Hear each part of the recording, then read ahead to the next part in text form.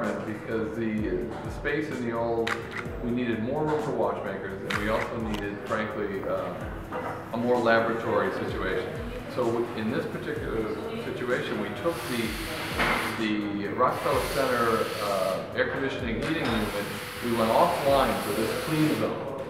We put in our own HVAC system, which has double filtration system, which takes about 90% of all the dust particles out of the air.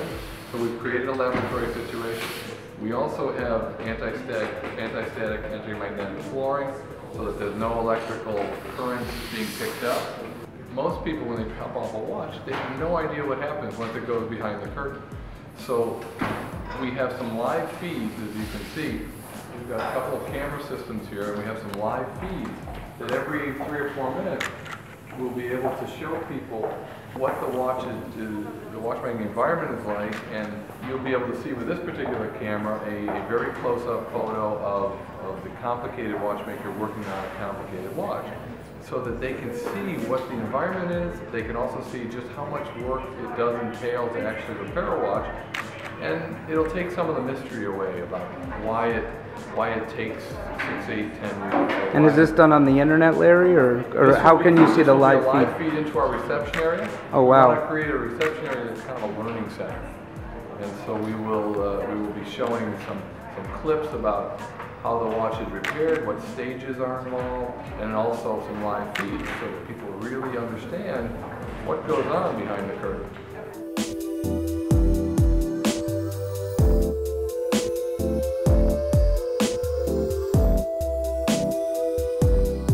How many watchmakers do you guys have here? Well, we have 18 watchmakers right at this moment, and we're thinking 20 years down the line, because obviously the production will continue to move forward. Every year we'll have 50,000 more watches coming in. But the reality is we have room for about 44 watchmakers here in this new space. And again, we're not going to be able to find watchmakers to fill it at this point, and we're certainly not going to steal from other brands to do it. That's not the intent. But over the next 20 years, I think if we end up with 35 to 40 watchmakers, we have the room. Kelly brought up an interesting point, how you also have a training center for your retail partners, where they actually come here and they get educated by the watchmakers, which makes them better specialists when they're selling the product.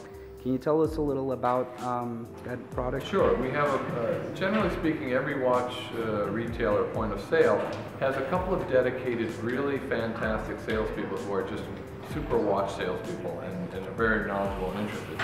So we take those 1 or 2, they do an online course, which is about 28 hours. It's a very intensive course, very technical.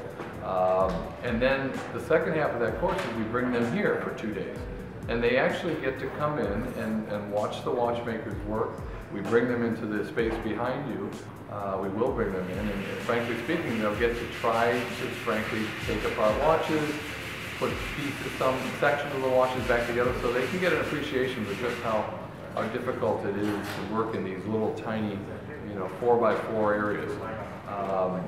Also, we will talk to them about some best practices and just making the experience of buying a Patek Philippe and servicing a Patek Philippe, more informative, and I think most of these customers just want to understand, they want to know that you understand when you're selling the product why they're so passionate about it. And I think most of these people that we bring in, the top people, they do appreciate it, they do understand it, and you just want more knowledge to pass along.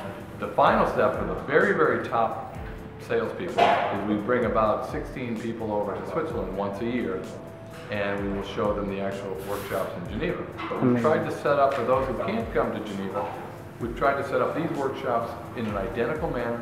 All the tooling is the same, all of the workshop equipment is the same. In fact, Geneva helped us create this flow so that it's a very efficient flow of watches.